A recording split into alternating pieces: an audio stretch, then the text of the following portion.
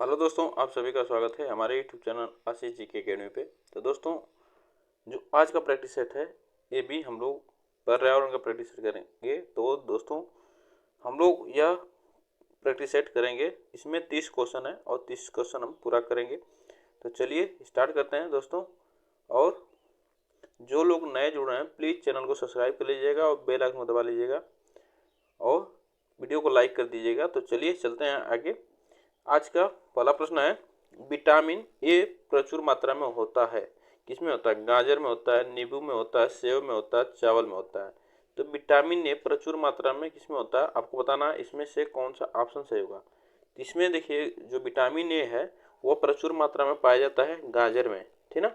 गाजर में प्रचुर मात्रा में पाया जाता है और नींबू में विटामिन सी पाया जाता है, विटामिन सी पाया जाता है। आप लोग इसको याद रखिएगा, ठीक ना। विटामिन सी पाया जाता है नींबू में। चलिए आगे चलते हैं। मैंग्रोव वनों को वैश्विक तापन किस प्रकार प्रभावित करेगा? तो मैंग्रोव वनों को वैश्विक तापन किस प्रभावित करेगा? वे अधिक प्रचुरता से पैदा होंगे, मैंग्रोव के विशाल क्षेत्र जलमग्न हो जाएंगे, कार्बन 6 के रूप में उसकी भूमिका अधिक महत्वपूर्ण हो जाएगी। उपरोक्त क और ग दोनों, इसमें से कौन सा ऑप्शन सही होगा? तो मैंग्रोव वनों को वैश्विक तापन, जो इसमें तापमान में जो बढ़ते हैं इसके वजह से प्रभावित पूछ रहा है कि क्या होगा। तो वे आपको बताना है। इसमें से आपको ऑप्शन जो सही होगा हमारा घ ऑप्शन सही होगा, जिसमें वे अधिक प्रचुरता से पैदा होंगे और कार्बन 6 के रूप में उनकी भूमिका अधिक महत्वपूर्ण हो जाएगी। तो ऑप्शन इसमें जो हमारा सही होगा घ ऑप्शन सही होगा। चलिए आगे चलते हैं। क्वेश्चन नंबर 3, निम्नलिखित में से कौन सा विश्व का पहला देश है जिसने भूमंडलीय तापन के प्रतिकरण के लिए कार्बन टैक्स लगाने का प्रस्ताव रखा? तो कार्बन टैक्स लगाने का प्रस्ताव रखा कौन सा देश है? ऑस्ट्रेलिया है, जर्मनी है, जापान है, न्यूजीलैंड है। तो यह विश्व का पहला देश है जिसने भूमंडलीय तापन के प्रतिकरण के लिए कार्बन टैक्स लगाने का प्रस्ताव रखा। तो यह जो देश है वह न्यूजीलैंड था, न्यूजीलैंड है। आप लोग इसको याद रखिएगा। चलिए आगे चलते हैं। निम्नलिखित में से कौन सा ईंधन न्यूनतम पर्यावरणीय प्रदूषण उत्पन्न करता है? तो न्यूनतम पर्यावरणीय प्रदूषण उत्पन्न करता है डीजल, कोयला, हाइड्रोजन, केरोसिन।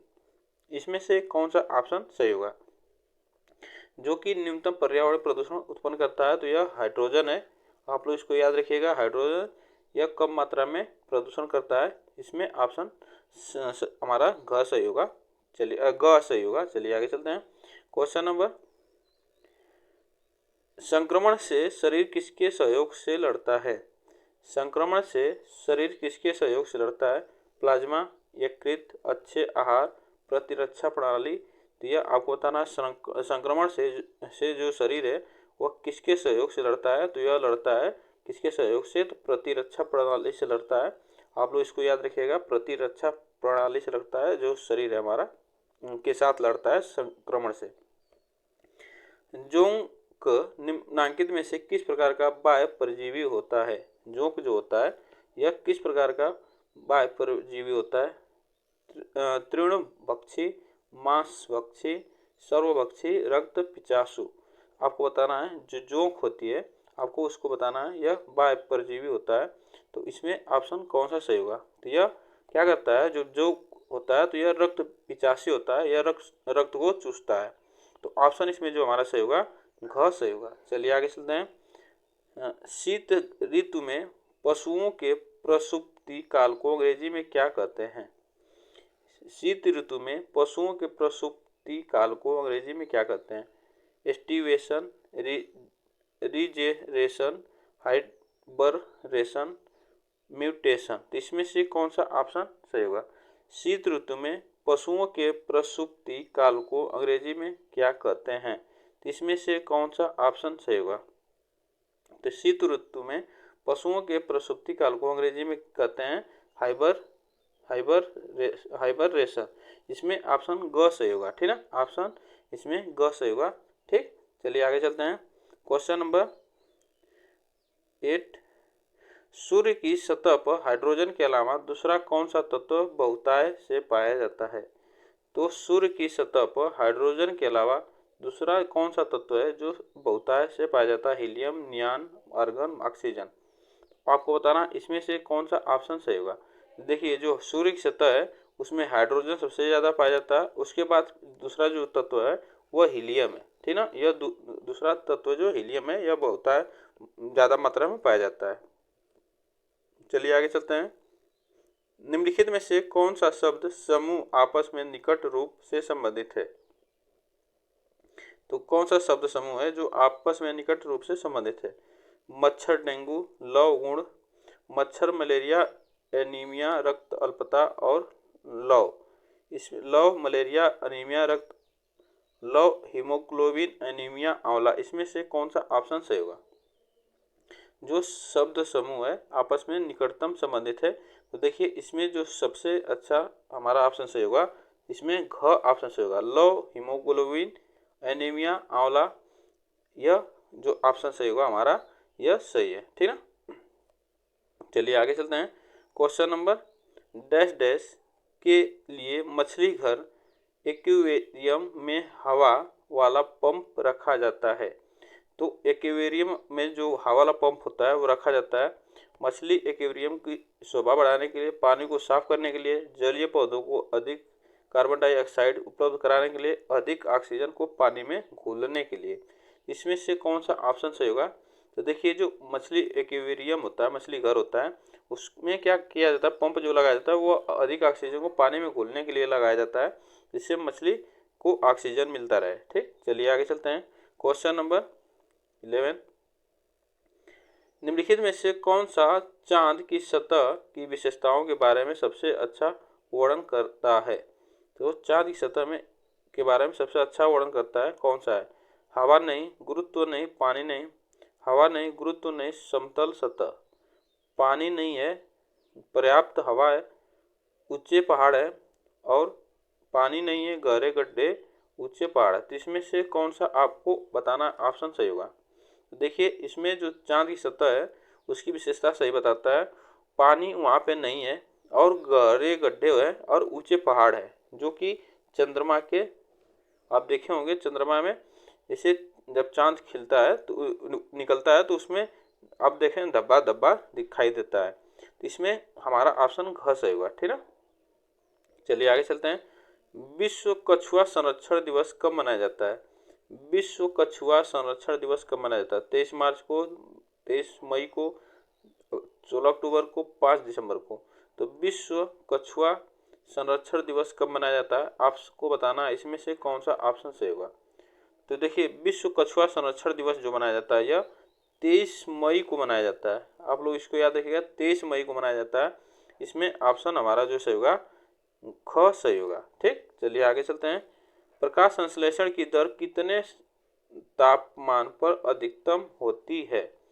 तो देखिए इसमें जो ऑप्शन है हमारा ऊपर नीचे है, तो इसमें प्रकाश संश्लेषण की दर जो होती है कितने तापमान पर अधिकतम होती है आपको बताना है। 10 से 15 डिग्री सेल्सियस, 20 से 25 डिग्री सेल्सियस, और नीचे दिया है 30 से 35 डिग्री सेल्सियस और 50 से 55 डिग्री सेल्सियस। तो इसमें पूछ रहा है प्रकाश संश्लेषण की दर कितने तापमान पर अधिकतम होता है, तो यह होता है हमारा कितने तापमान पर होता है, तो यह 30 से 35 डिग्री सेल्सियस पर अधिकतम होता है, ठीक ना। आप लोग इसको याद रखिएगा।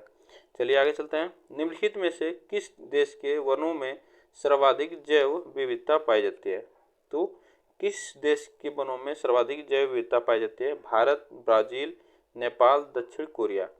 तो इसमें से बताना इसमें कौन सा ऑप्शन सही होगा? तो यह कौन सा देश है जो सर्वाधिक जैव विविधता वहाँ पाई जाती है? तो यह जो है ब्राजील है, ठीक ना, ब्राजील है, वहाँ पे जैव विविधता सबसे अधिक पाई जाती है, ठीक। चलिए आगे चलते हैं। राष्ट्रीय प्रदूषण रोकथाम दिवस कब मनाया जाता है? राष्ट्रीय प्रदूषण रोकथाम दिवस कब मनाया जाता है?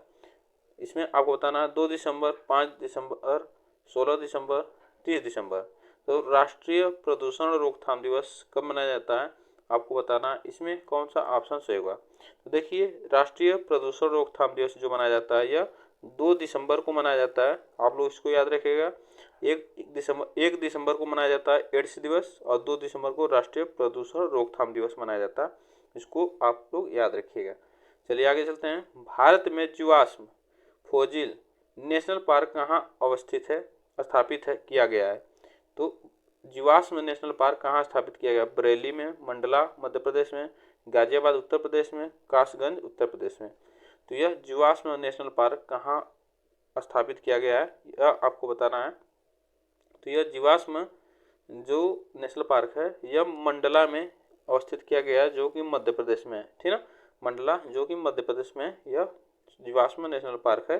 आप लोग इसको याद रखिएगा। चलिए आगे चलते हैं। भारत के हाथियों की संख्या, भारत के डैश डैश हाथियों की संख्या सर्वाधिक है? दुधवा नेशनल पार्क, कान्हा राष्ट्रीय उद्यान, काजीरंगा राष्ट्रीय उद्यान, पेंच राष्ट्रीय उद्यान। आपको बताना है इसमें भारत के डैश डैश हाथियों की संख्या सर्वाधिक है। तो कौन सा नेशनल उद्यान है जो कि वहाँ पे हाथियों की संख्या सबसे अधिक है? तो यह जो उद्यान है काजीरंगा है। आप लोग इसको याद रखिएगा, काजीरंगा राष्ट्रीय उद्यान है जो कि हाथियों की संख्या सबसे अधिक है। ठीक, चलिए आगे चलते हैं। क्वेश्चन नंबर, विश्व धरोहर दिवस कब मनाया जाता है? विश्व धरोहर दिवस कब मनाया जाता है? 20 जून को, 16 सितंबर को, 5 जून को, 18 अप्रैल को। तो विश्व धरोहर दिवस कब मनाया जाता है आपको बताना है। इसमें कौन सा ऑप्शन सही होगा? आपको बताना है इसमें कौन सा ऑप्शन सही होगा। तो इसमें जो ऑप्शन हमारा सही होगा, इसमें ऑप्शन जो सही है यह 18 अप्रैल को विश्व धरोहर दिवस के रूप में मनाया जाता है। 5 जून को पर्यावरण दिवस मनाया जाता है। आप लोग इसको याद रखिएगा, पर्यावरण दिवस मनाया जाता है। 16 सितंबर को ओजोन दिवस मनाया जाता है। ओजोन दिवस मनाया जाता है। आप लोग इसको याद रखिएगा, ओजोन दिवस मनाया जाता है। ठीक, चलिए आगे चलते हैं। वर्ल्ड वाइड फंड का प्रतीक कौन सा जानवर है? वर्ल्ड वाइड का प्रतीक कौन सा जानवर है? बाघ है, कीवी है, ज्वाइंट पांडा है, शेर है। तो वर्ल्ड वाइड फंड का प्रतीक कौन सा जानवर है, यह आपको बताना है। तो वर्ल्ड वाइड फंड का प्रतीक जो है वह ज्वाइंट पांडा है। आप लोग इसको याद रखिएगा, वर्ल्ड वाइड फंड का प्रतीक जो है ज्वाइंट पांडा है। आप लोग इसको याद रखिएगा। कीवी जो होता है यह न्यूजीलैंड का प्रतीक चिन्ह है, वहाँ का राष्ट्रीय पक्षी है। कीवी एक प्रकार की पक्षी वहाँ पे पाई जाती है। ठीक ना, आप लोग इसको याद रखिएगा। बाघ जो हमारे भारत का राष्ट्रीय पशु है, आप लोग इसको याद रखिएगा। चलिए आगे चलते हैं। विश्व पृथ्वी दिवस कब मनाया जाता है? तो विश्व पृथ्वी दिवस कब मनाया जाता है? 22 अप्रैल को, 22 अगस्त को, 22 जून को, 22 अक्टूबर को। आपको यह बताना है। तो विश्व पृथ्वी दिवस कब मनाया जाता है, इसमें कौन सा ऑप्शन सही होगा? ठीक ना, तो विश्व पृथ्वी दिवस जब मनाया जाता है तो यह 22 अप्रैल को मनाया जाता है। आप लोग इसको याद रखिएगा, 22 अप्रैल को मनाया जाता है। ऑप्शन इसमें हमारा क सही है। चलिए आगे चलते हैं। रेड डाटा बुक कौन जारी करता है? रेड डाटा बुक कौन जारी करता है? ट्रैफिक, IUCN, भारत सरकार, यूनिसेफ। तो रेड डाटा बुक कौन जारी करता है आपको बताना है। रेड डाटा बुक में उस प्रजाति का नाम ऐड किया जाता है जो विलुप्त होते हुए हो रहे हैं, तो उसके लिए उसके रेड डाटा बुक में उनका नाम लिखा जाता है। ठीक ना, तो इसमें कौन जारी करता है? तो IUCN जारी करता है। आप लोग इसको याद रखिएगा। टाइगर राज्य किससे घोषित किया गया है? टाइगर राज्य किसे घोषित किया गया है? उत्तराखंड को, मध्य प्रदेश को, राजस्थान को, छत्तीसगढ़ को। तो टाइगर राज्य किसे घोषित किया गया है आपको बताना है। तो टाइगर राज्य जो घोषित किया गया है वह मध्य प्रदेश को किया गया है।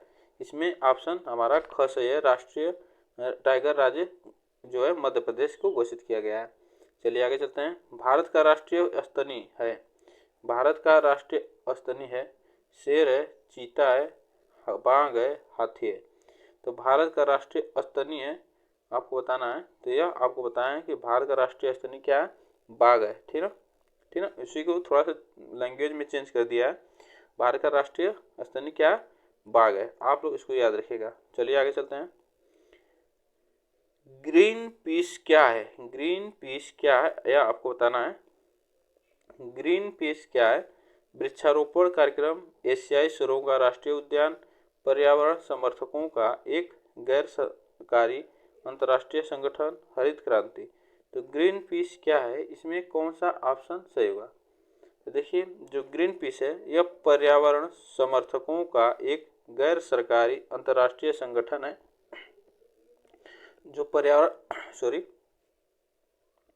पर्यावरण समर्थकों का एक गैर सरकारी अंतर्राष्ट्रीय संगठन है जो ग्रीन पीस है। आप लोग इसको याद रखिएगा। चलिए, दृश्य प्रकाश में पराबैंगनी किरणों की अधिक मात्रा होता है।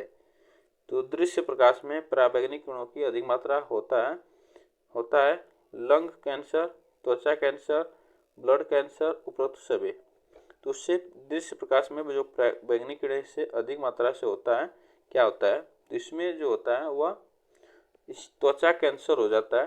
ठीक है, क्या होता है, त्वचा कैंसर होता है पराबैंगनी किरणों से। तो आप लोग इसको याद रखिएगा। ऑप्शन इसमें ख हमारा सही है। निम्नलिखित में से कौन सा कथन सत्य है? इसमें से कौन सा कथन आपसे पूछ रहा है, कौन सा कथन सत्य है? तो टॉर्नेडो विश्व का सर्वाधिक गति एवं विध्वंस तूफान है। पारिस्थितिकी विज्ञान में ऊर्जा मापने की इकाई ऊष्मा है। पर्यावरण के घटकों को 3 प्रमुख भागों में विभक्त किया जाता है, उपरोक्त सभी। तो इसमें से पूछ रहा है कौन सा ऑप्शन सही होगा? इसमें से कौन सा ऑप्शन सही होगा? तो देखिए इसमें जो ऑप्शन सही होगा, पर्यावरण के संगठनों को 3 प्रमुख भागों में विभक्त किया गया है। ठीक ना, यही ऑप्शन सही होगा। ऑप्शन हमारा ग सही है। चलिए आगे चलते हैं। प्लावनता के नियमानुसार कोई पिंड किसी द्रव की सतह पर उसी स्थिति में तैरता है जबकि आपको बताना है इसमें से कौन सा ऑप्शन सही होगा। पिंड द्वारा विस्थापित द्रव का भार पिंड के भार के बराबर होता है। पिंड द्वारा विस्थापित द्रव का भार पिंड के भार से अधिक होता है। पिंड द्वारा विस्थापित द्रव का भार पिंड के भार से कम होता है। पिंड के द्रव में तैरने के लिए द्रव की गहराई का अधिक होना एक आवश्यक शर्त है। तो आपको बताना इसमें से कौन सा ऑप्शन सही होगा। प्लावनता के नियमानुसार कोई पिंड किसी द्रव की सतह पर उसी स्थिति में तैरता है जब पिंड द्वारा विस्थापित द्रव का भार पिंड के भार से कम होता है। तो पिंड के भार से कम होता है तो उसी स्थान पे उसी के कारण यह तैरता है। तो इसमें ऑप्शन ग सही है। चलिए आगे चलते हैं। ग्लूकोज को आवश्यकता अनुसार हम ऊर्जा के एक महत्वपूर्ण स्रोत के रूप में स्वीकार करते हैं। ग्लूकोज निम्नलिखित में से किस प्रकार का अणु है? ग्लूकोज निम्नलिखित में से किस प्रकार का अणु है? कार्बोहाइड्रेट प्रकार का, प्रोटीन प्रकार का, वसा के प्रकार का, न्यूक्लिक अम्ल के प्रकार का। जिसमें से आपको बताना इसमें कौन सा ऑप्शन सही होगा। तो ग्लूकोज को आवश्यकता अनुसार हम ऊर्जा के एक महत्वपूर्ण स्रोत के रूप में स्वीकार करते हैं। ग्लूकोज निम्नलिखित में से किस प्रकार का अणु है? तो यह जो है अणु, यह प्रोटीन प्रकार का अणु होता है। ठीक ना, प्रोटीन प्रकार का अणु होता है। ऑप्शन इसमें जो हमारा सही होगा ख सही है। चलिए आगे चलते हैं। फूलों की घाटी अवस्थित है। तो फूलों की घाटी अवस्थित है केरल में, जम्मू कश्मीर में, हिमाचल प्रदेश में, उत्तराखंड में। तो फूलों की घाटी कहाँ पे अवस्थित है आपको बताना है। तो देखिए फूलों की घाटी जो अवस्थित है तो यह उत्तराखंड में है। ठीक ना, उत्तराखंड में फूलों की घाटी। आप लोग इसको याद रखिएगा। और आज का लास्ट क्वेश्चन है, पुष्पों के अध्ययन को क्या कहते हैं? पुष्पों के अध्ययन को क्या कहते हैं? Cytology, sericulture, anthology, floriculture. तो इसमें आपको बताना है पुष्पों के अध्ययन को क्या कहते हैं। तो पुष्पों के अध्ययन को क्या कहते हैं आपको बताना है। तो देखिए इसमें जो ऑप्शन सही होगा फ्लोरिकल्चर। फ्लोरी नाम से ही पता चल पा रहा होगा, फ्लोरिकल्चर, पुष्पों का फ्लोरिकल्चर। ऑप्शन इसमें हमारा ग सही है, ग सही है। तो दोस्तों आज के लिए बस इतना ही वीडियो, हम इतना क्वेश्चन। और वीडियो अच्छी लगी हो तो चैनल को सब्सक्राइब कर लीजिएगा, बेल आइकन को दबा लीजिएगा और वीडियो को लाइक कर दीजिएगा और वीडियो को शेयर कर दीजिएगा। तो दोस्तों फिर मिलते हैं नेक्स्ट वीडियो में, तब तक के लिए थैंक यू सो मच।